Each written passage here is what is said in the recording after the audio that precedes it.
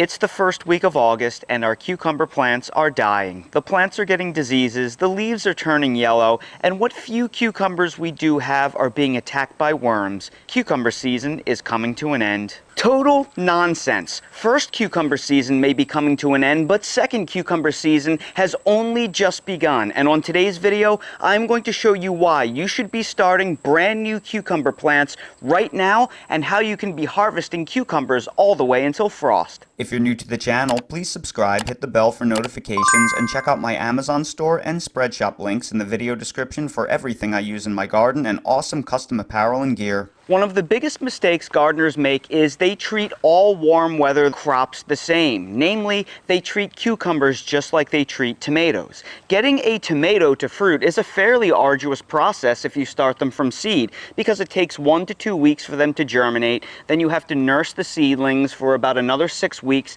to get them into full-size transplants. Then you transplant them out into your garden, and they take another 70 to 80 days after that before they start producing their first ripe fruits. They are a lot of time invested, but cucumbers are not like that. Cucumbers fruit in a fraction of the time with a fraction of the effort. So for that reason, they should be succession planted all throughout the season. Cucumbers are part of the very fast-fruiting cucurbit family, so even though it's the first week of August, you can still start new cucumbers from seed right now, even if you get your first frost in October. Cucumber seeds germinate in only about 3 to 5 days, and the days to maturity on some of these varieties are just incredibly aggressive. For example, this crispy, crunchy hybrid is only 44 days to maturity. So if you assume that it takes about 3 to 4 days for these seeds to germinate, this is the first week of August, well, you can have ripe cucumbers ready for harvest by the 3rd week of September if you start a variety like this from seed right now. Then you have a variety like Party Time, only 45 to 50 days to maturity, and another variety like Merlin, 50 to 55 days to maturity. So again, these varieties, if you start them the first week of August, you should be harvesting fruits by some point in late September.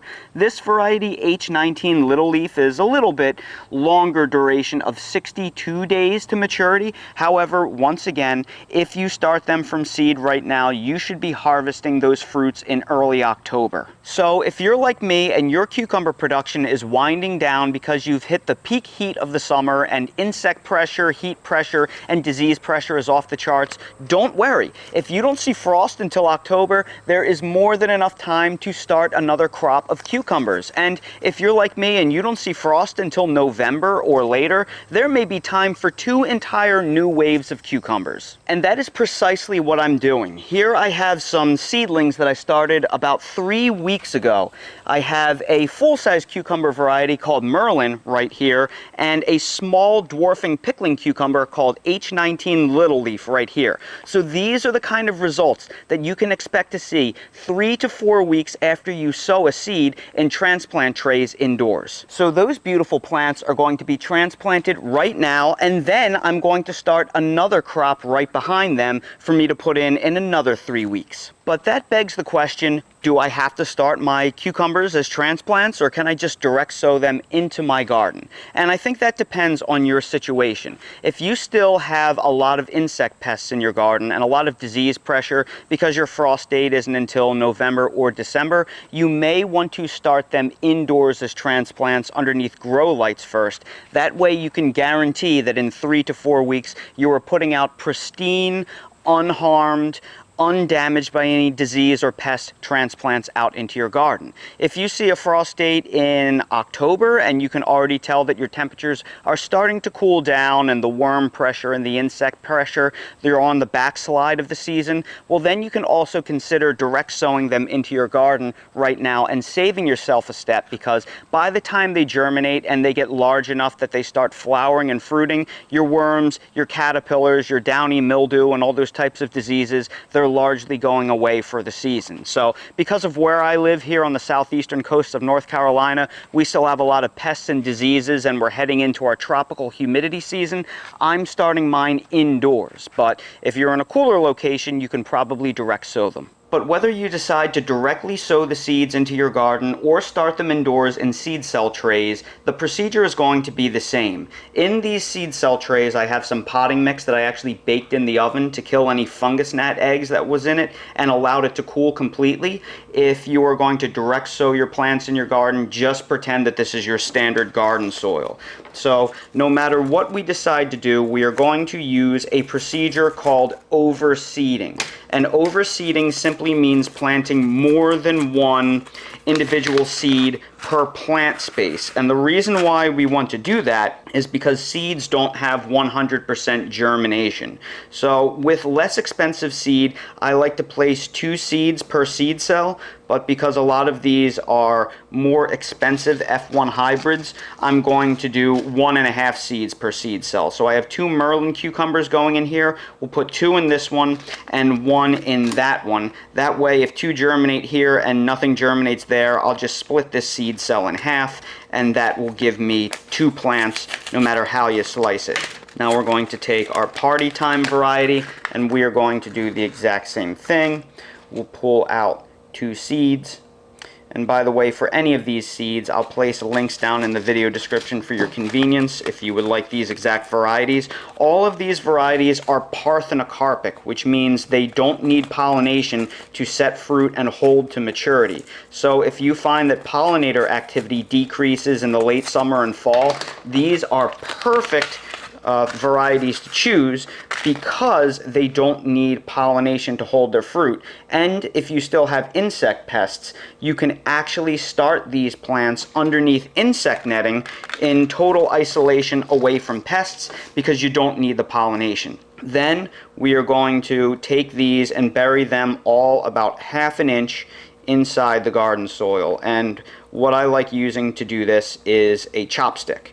And one thing you may notice is on the side, the second tray on the right, I actually have some zucchini seeds. Zucchini seeds are also very fast to maturity, about exactly the same as cucumbers. So if your squash plants are beat up from vine borers or squash bugs, you can also start new zucchini plants right now, because by the time they are ready to go out into your garden, the vine borers are going to be gone and the squash bugs are going to be on their way out.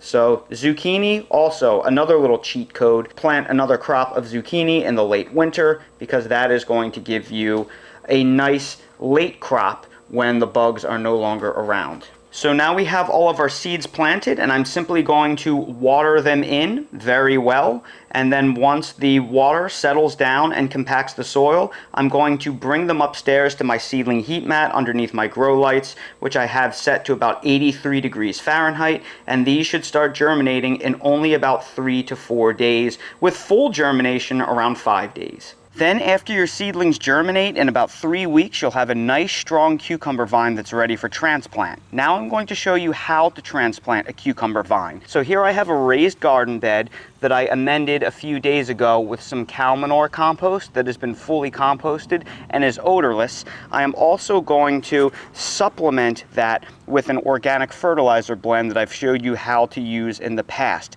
This is a blend of an organic all-purpose, roughly 555 NPK fertilizer mixed with organic bone meal and azomite in a ratio of about 3, 1, and 1. Then I'm going to add that both underneath the planting hole and lightly top dress the plant with that fertilizer when everything is complete. So I'm going to take my hand and I'm going to dig out a planting hole right here that is about the same depth as the container, because we want to plant our cucumber root ball flush with the top of the soil. So that's just where we want it to be.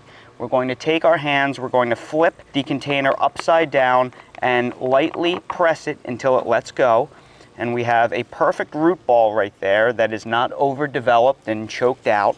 We're going to set the root ball here.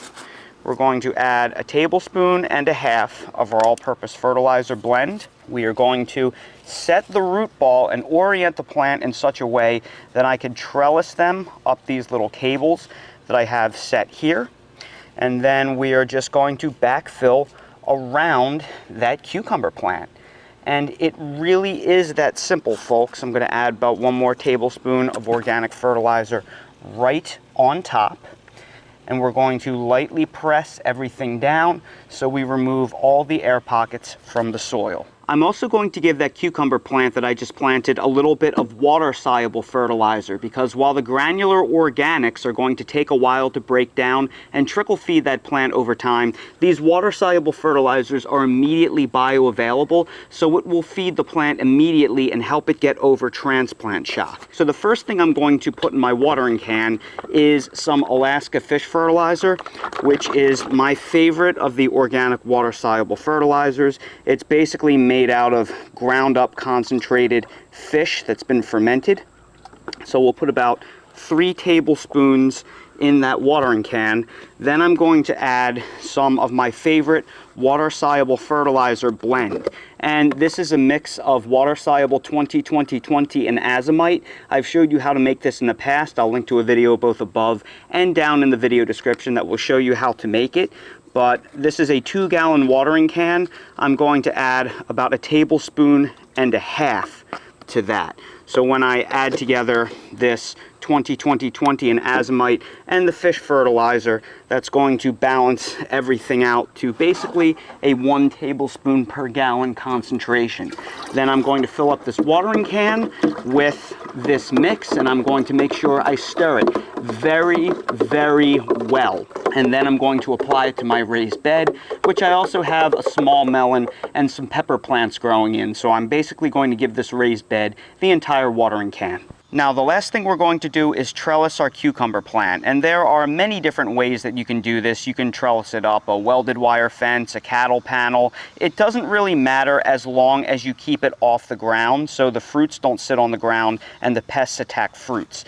But my favorite way to do this is with a string trellis. So right here, I have a synthetic nylon string that is running all the way up to my rain gutter. And I know a lot of people don't like putting weight on their rain gutter, but I'm only going to have 1 or 2 plants connected. I've been doing this for years with great results. And I'm going to hold the cucumber to this string using these plant clips. So all I'm going to do is I'm going to place this plant clip on an estimated location on my string, and I am going to clip underneath one of the leaf nodes the cucumber plant to it.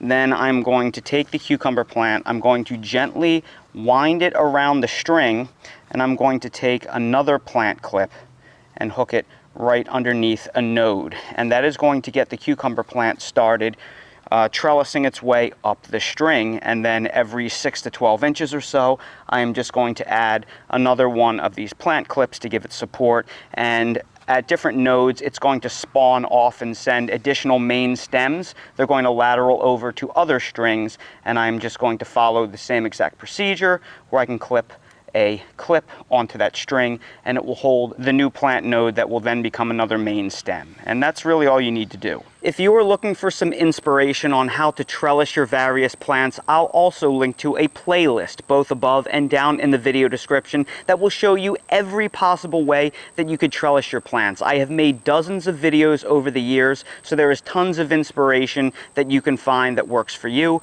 I will also place some links down in the video description to some of my favorite inexpensive parts that I use to trellis my vines and other plants. And just like that, that cucumber vine is ready to go, and I expect that to start producing cucumbers within probably about only 2 weeks, and then reaching maturity in about 3 weeks. So this is going to be a nice little productive raised garden bed that I have protected in this alcove in the backside of my house that is going to produce food for me all the way until frost. As for those other cucumber transplants that I showed you, they are going to go in this raised bed right here that I already amended with compost, and it's in a state of breaking down. So I'm going to put them in probably next weekend underneath insect netting to protect them, because we still have a little bit of insect pressure left over right now. And as for those other 8 cucumber plants that I just sowed, they are going to be ready to transplant out into my yard in about 3 weeks or so, and I'm going to spread them all around the yard. I'm going to put some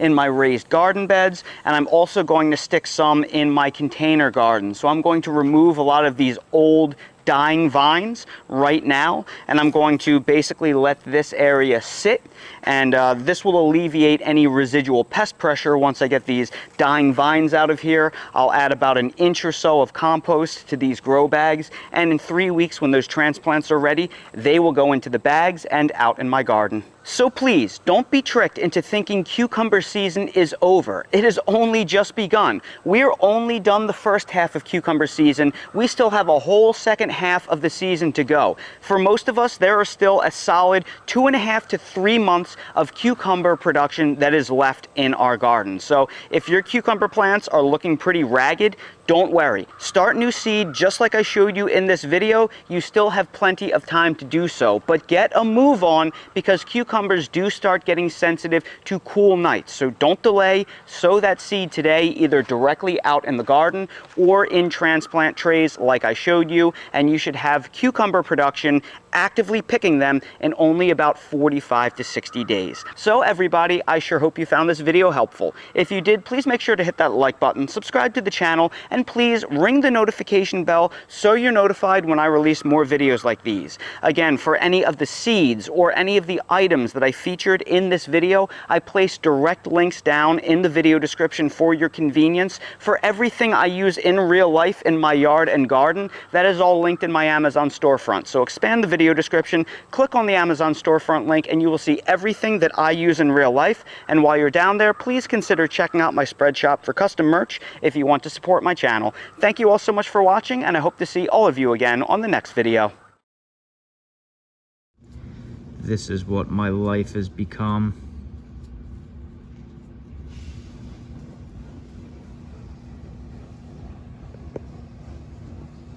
I'm sure someone's enjoying it.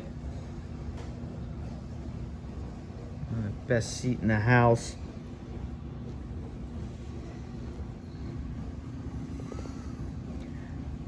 Good night, pumpkin. I'm glad you're enjoying your scratches. It's time for me to go to bed.